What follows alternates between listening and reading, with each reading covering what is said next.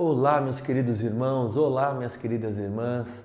Então, sempre com muita satisfação, com muito orgulho, que vamos dar início à nossa palestra online que nós veiculamos sempre no YouTube e no Facebook. Nós estreamos toda segunda-feira uma palestra nova, por isso convido a todos que assistam na estreia e depois todo esse vídeo fica gravado. Convidamos também a todos a participarem das nossas palestras presenciais, como vocês estão vendo o horário. Toda quarta e todo sábado nós temos as nossas palestras presenciais, inicia sempre às 19 horas, por isso que nós convidamos a todos que cheguem uns 15, 20 minutinhos antes, né, para já sentar, já ficar tranquilo, se harmonizar, deixar temporariamente os problemas um pouquinho de lado para se concentrar na proposta. A palestra tem duração de 40 minutos, depois temos 20 minutos das leituras das psicografias, aí vocês depois descem para o tratamento médico espiritual. Tá bom, meus irmãos? Então convido a todos que fechem os olhos.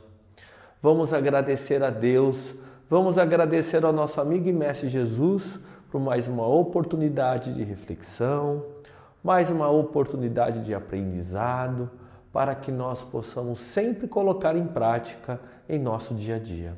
Que assim seja, graças a Deus. Meus irmãos, nós estamos dando continuidade ao estudo do livro Urgência.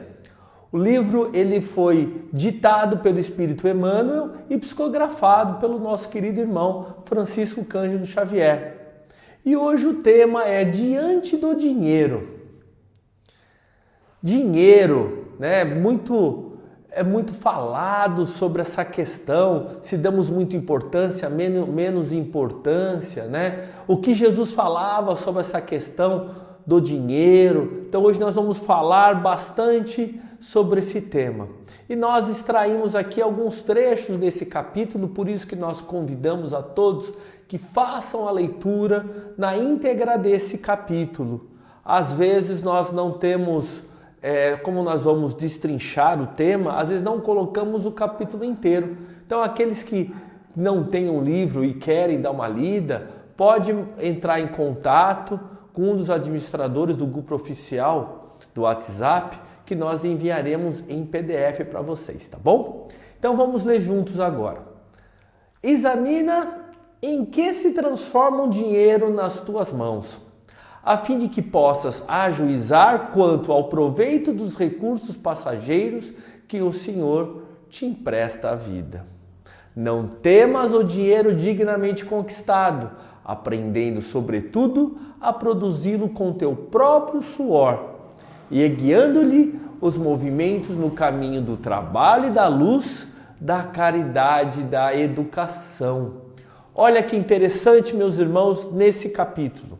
Então, na nossa existência terrena, na nossa encarnação, no plano físico, né, podemos dizer assim, nós sempre estudamos, né, nos preparamos, né, para a vida adulta, para trabalhar, para receber um salário para nos sustentar, né? E a sociedade, né, sempre nos fala que precisamos ter as nossas coisas e não contrair dívidas, não gastar mais do que nós ganhamos. Mas não é, às vezes não é ensinado para nós, né, como nos relacionar com o dinheiro, como equilibrar o que realmente o que nós precisamos com o que queremos e com o que podemos. Né? Essa questão de realmente nós equilibrarmos, né, a questão do que precisamos, com o que queremos, com o que podemos financeiramente falando. Ainda mais hoje em dia, com esses chamamentos, né, à matéria, né, a diversidade de questões materiais, celular, carro e outras coisas que às vezes nós elegemos como prioridade na nossa vida. E às vezes pagamos um preço muito alto por isso, né? E além de tudo isso, nós também, com essa questão do dinheiro, temos também a obrigação de fazer a caridade material. Então, por muito tempo ouvimos, né? Por muito tempo ouvimos aquele ditado que o dinheiro não traz felicidade. Já também comparamos, né, as lições do Evangelho, que é mais fácil um camelo passar pelo fundo de uma agulha do que um rico entrar no reino dos céus. Então, diante de tudo isso, né, às vezes quando não temos uma boa reflexão sobre isso, passamos o que? Acreditar que ter uma vida sofrida é bom. Mas será que é essa a proposta? Será que Deus quer justamente que nós tenhamos uma vida sofrida para nós valorizarmos? Será que é isso?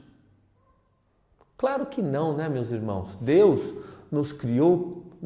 não nos criou para sermos felizes, para buscarmos o adiantamento moral. Deus não nos criou para sofrer. Se não fosse isso, qual era o sentido então, né, que Deus é a pura bondade e o infinito amor? Mas, através das nossas escolhas, do nosso livre-arbítrio, por escolhas erradas ou impensadas, aí sim nós sofremos. Mas não que Deus quer que nós soframos, não. Então, falando sobre essa questão do dinheiro, da matéria, nós extraímos algumas questões do Livro dos Espíritos. Porque o Livro dos Espíritos é a base da doutrina espírita. Com mais de 1000 perguntas, nós vamos sempre obter resposta de todos os temas. Todos os temas aqui que nós sempre colocamos para vocês, nós vamos encontrar sempre resposta no Livro dos Espíritos. Por isso que o Livro dos Espíritos é um guia para nós. Além do nosso Evangelho, segundo o Espiritismo, o Livro dos Espíritos, através de perguntas e respostas, nós vamos encontrar tudo. Todas as nossas ansiedades, as nossas dúvidas, as nossas aflições, se nós conseguimos buscar ali, nós vamos encontrar. Por isso que o Livro dos Espíritos é um livro de pesquisa, de eterna pesquisa. Sempre nós vamos estar consultando a obra. Então, na questão 685, diz o seguinte: Kardec pergunta aos espíritos de alta hierarquia que auxiliaram na obra: o homem tem o direito ao repouso em sua velhice? Sim, e ele não está obrigado senão segundo suas forças. Então, falando nessa questão material do dinheiro, trabalhamos para conquistar os nossos sonhos, lógico, e para termos um futuro tranquilo, futuro organizado financeiramente. É o que sempre buscamos. Às vezes não conseguimos tal meta, mas sempre é o propósito de muitos de nós, né? Quando tem uma vida organizada, de justamente ter a aposentadoria, né? Alguma renda para que na velhice possa utilizar. Então, meus irmãos, é claro que precisamos organizar então a nossa vida financeira para que o quê? Que esse objetivo seja alcançado. Administrar bem então esses recursos materiais que Deus nos colocou à disposição.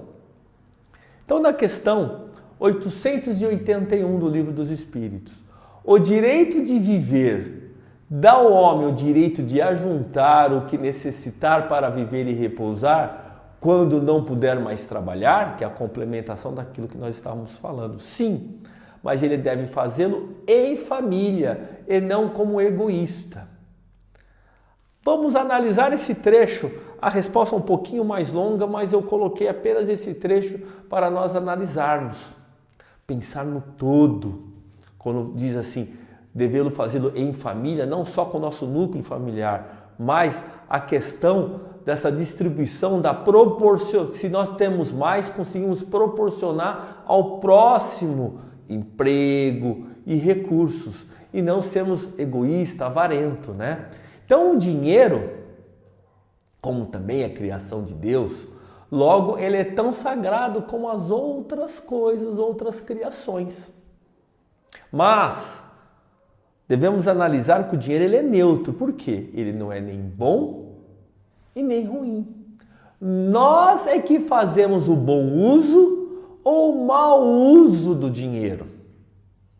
Então, seguindo essa linha de raciocínio, temos uma explicação muito lógica dos nossos irmãos mais esclarecidos que nós, que auxiliaram Kardec, na questão 719. É repreensível ao homem procurar o bem-estar? Eles respondem, é natural o desejo de bem-estar. Deus só proíbe o abuso. Ele não condena a procura do bem-estar, desde que não seja conseguido às custas de outrem.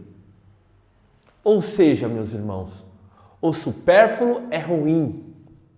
Assim como é ruim abusar dos outros para acumular bens. Devemos conquistar o dinheiro de forma ética, com a moral, sem precisar prejudicar ninguém, abusar de ninguém. Então a doutrina nos convida a raciocinar sobre a vida material, sem misticismo, sem medo. A doutrina espírita nos encoraja ao trabalho e a conquistar os nossos objetivos. Teremos então mérito ao descanso, pois passamos a vida produzindo e sendo úteis. Aí sim, nós vamos ter o nosso mérito. E o trabalho aqui, meus irmãos, o trabalho aqui no orbe, na Terra, nesse planeta escola, é para a nossa evolução. E parte disso, parte dessa conquista da evolução é justamente fazer o bom uso do dinheiro que nós ganhamos durante essa existência. Não só para ajudar a nós mesmos, mas também para ajudar ao próximo. E para isso, então, é necessário o quê? É muito importante uma disciplina, né? Uma preparação financeira, né? Um aperfeiçoamento justamente dessa disciplina, porque é importante deixar claro que tudo que fazemos pensando no bem é válido. Por isso que é importante, né, essa educação financeira. Educação financeira. Já nos prepararmos, né, preparar os nossos filhos, os nossos netos, né, justamente educar uma criança para que ela saiba, primeiro de tudo, saiba o valor do dinheiro. Saiba dar valor ao dinheiro. Como é difícil, como é duro conquistar o dinheiro do suor do trabalho, né? E assim, educando já a criança para essa questão da educação financeira, para a valorização do dinheiro, nós vamos preparar ela para o futuro com qualidade de vida. Pois se Deus nos deu a experiência na matéria, precisamos a todo custo mantê-lo o quê? Saudável. Manter esse corpo saudável. Por isso que é bom o planejamento de vida. E com essa educação financeira também não seria diferente. Então a educação financeira deve sim começar, como já foi dito, na infância, para que possamos então, como diz as perguntas anteriores do Livro dos Espíritos, garantir uma velhice um pouco mais tranquila, tendo o necessário, que já é uma coisa já salutar. Então, se temos à disposição tantas oportunidades, né, como renda extra, algumas situações que podem, né, reforçar o nosso orçamento familiar, é porque Deus nos permite, então, alcançar esses sonhos. Então, se temos à disposição tantas ferramentas que nos ajudam a controlar os nossos gastos, é porque Deus nos avisa que precisamos de prudência para pensar no amanhã. E em impossíveis, lógico, imprevistos e emergência. E lógico, saber controlar o dinheiro nos permite ter momentos de felicidades, como ter desde algo simples até algo que julgamos impossível. Mas, falando dessa questão material, não podemos esquecer da caridade material. Estou distinguindo a caridade material da caridade na essência, que vamos dizer logo mais. Então a caridade material é de suma importância, como nós estamos vendo aqui no exemplo.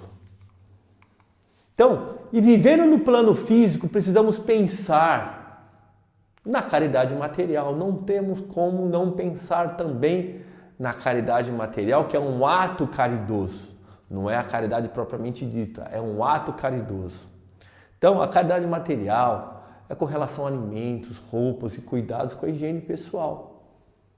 E quem menos tem, precisa de ajuda de alguém que mais afortunado, que está aí o equilíbrio entre a vida financeira e a vida espiritual.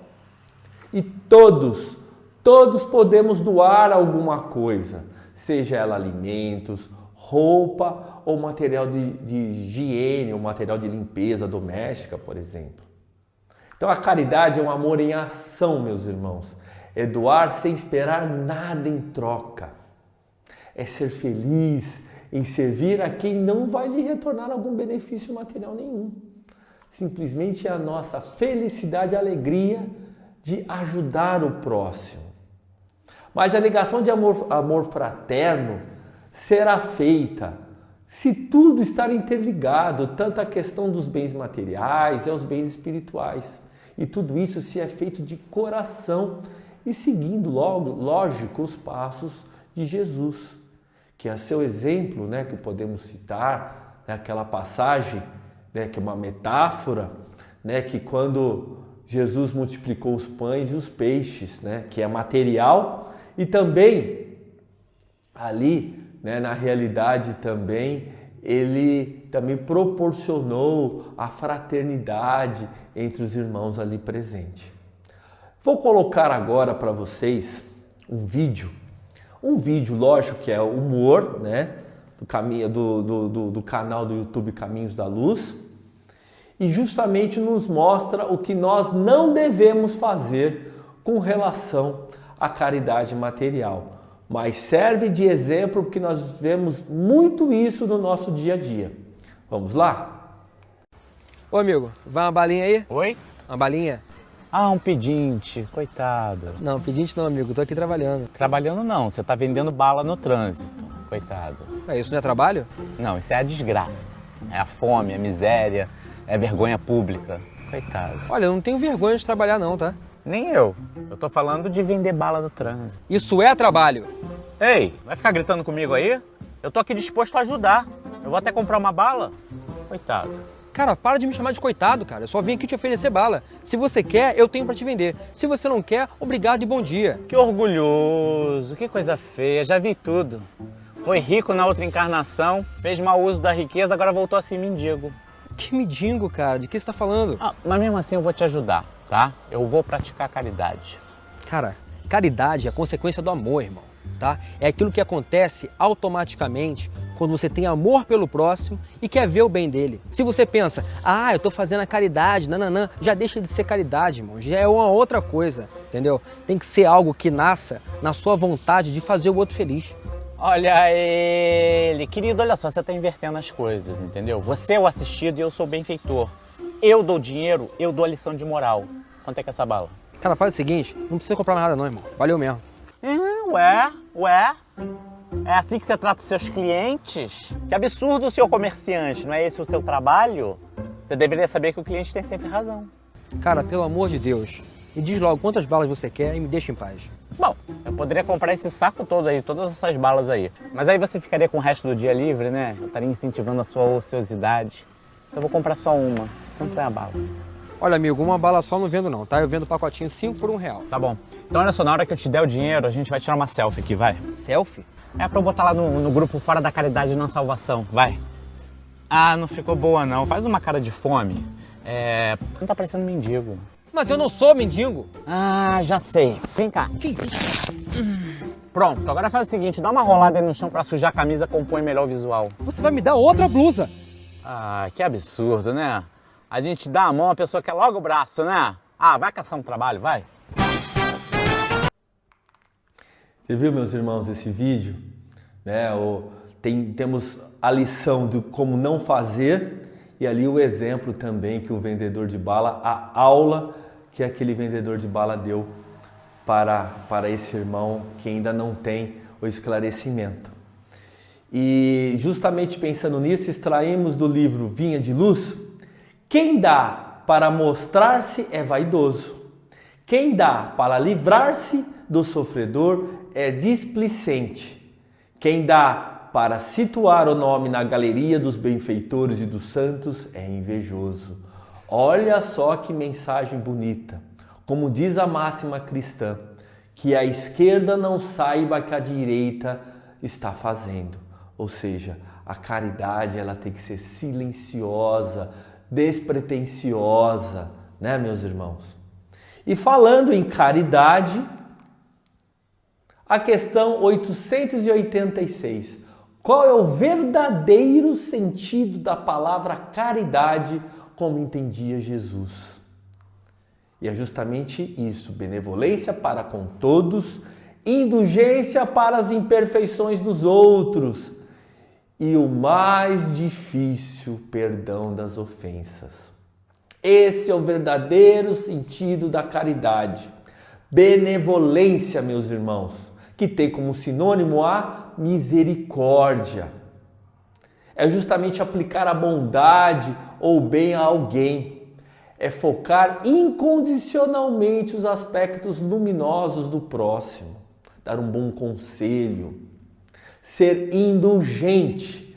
Indulgência, meus irmãos. Ser indulgente é saber relevar, esquecer, ao invés de criticar, ser compreensivo perante as faltas e as imperfeições do próximo. E, logicamente, a prática do perdão. A prática do perdão é o maior beneficiado, então, na prática do perdão. É justamente quem perdoa. Pois este obtém as bênçãos de Deus e vai o quê? Restabelecer a paz interior. Vai tirar aquele piano que está nas suas costas, aquele peso, através da harmonia com o próximo. Perdoar.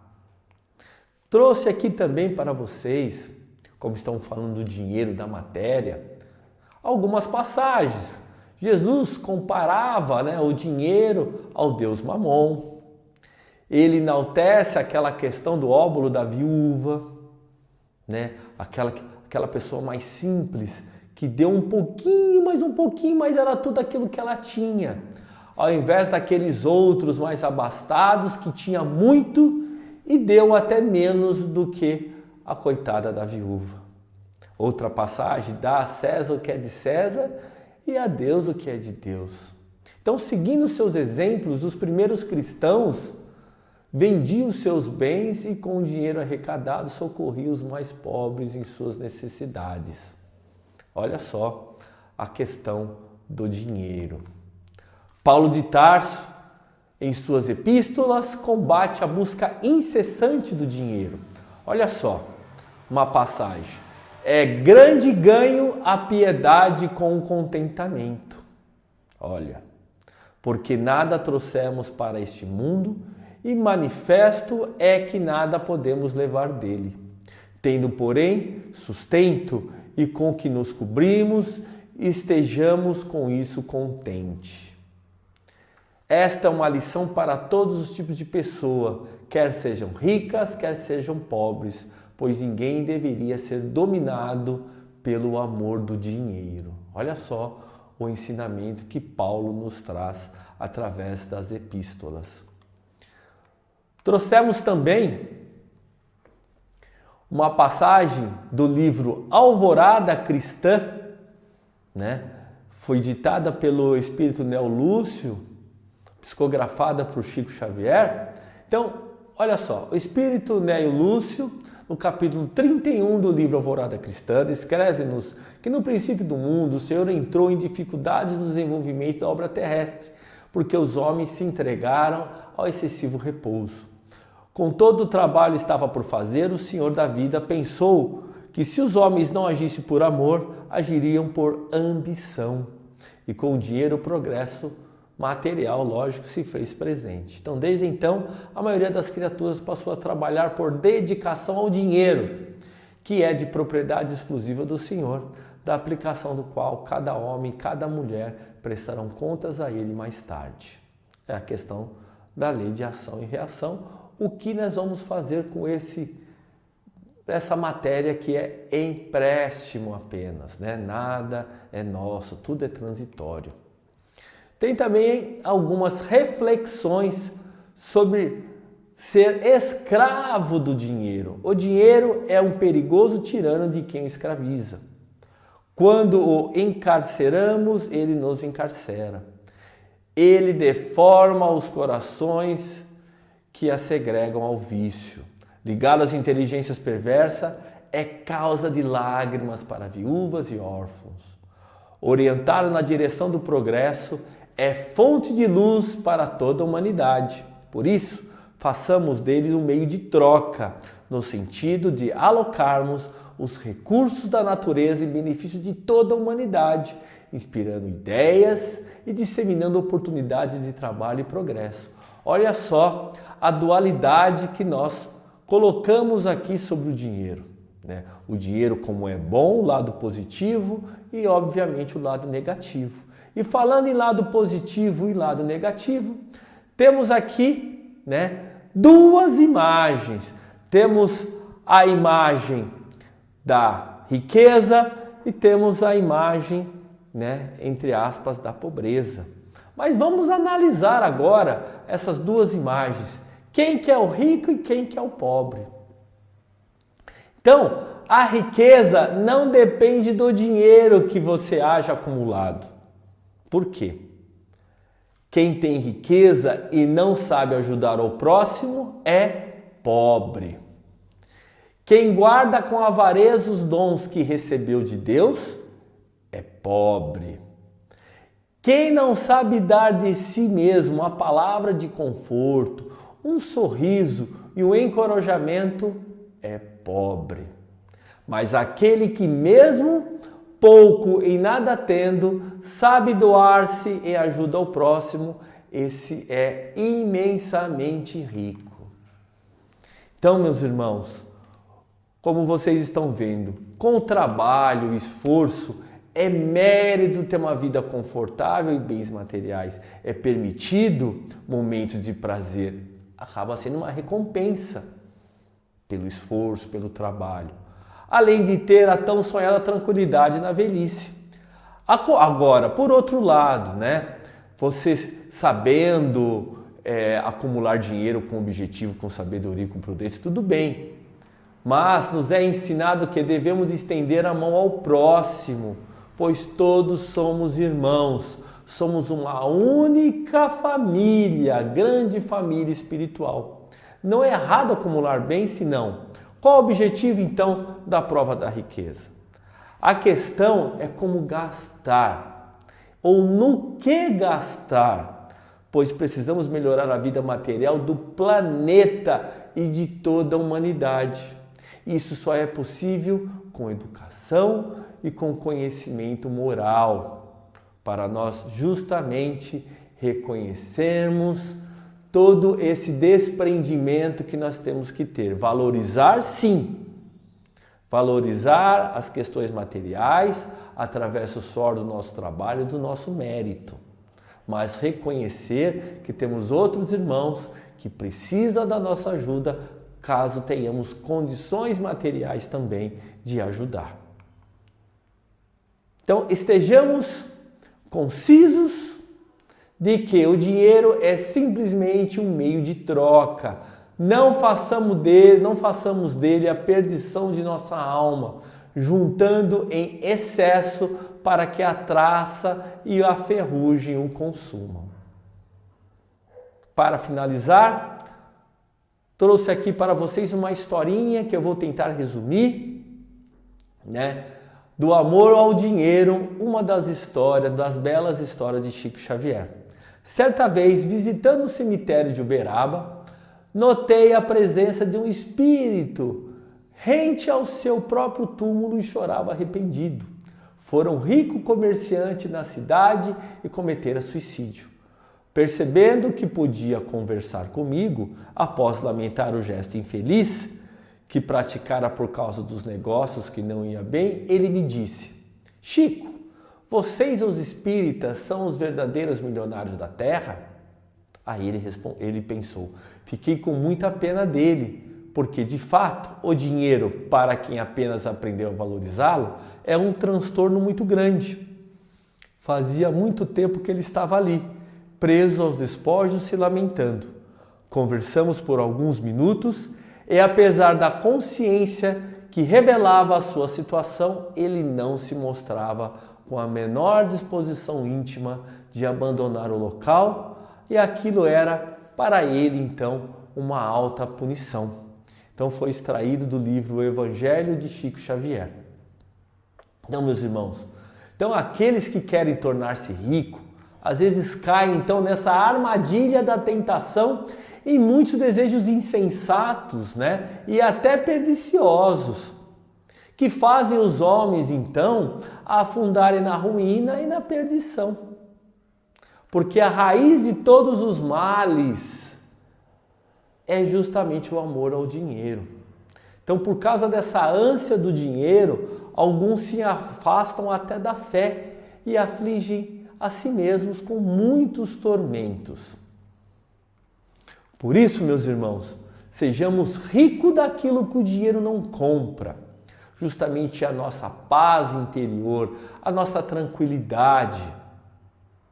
O bem que podemos fazer sem sequer termos bens materiais. Como já foi dito, na essência da caridade, de dar um bom conselho, de ser indulgente com as imperfeições alheias e de praticar o perdão. Vamos valorizar tudo aquilo que o dinheiro não compra, dessa felicidade de estar bem com os nossos amigos, com os nossos familiares, com os nossos entes queridos. E sempre praticarmos o bem, através dessas atitudes, que às vezes atitudes simples, que vai nos tornar felizes, justamente isso tudo o dinheiro não compra. Então, meus irmãos, sempre devemos ter coragem, porque Cristo é o vosso modelo e guia. Então, agradeço a todos pela compreensão, pela reflexão na palestra do tema de hoje. Que Jesus os abençoe hoje, amanhã e sempre. Que assim seja, graças a Deus.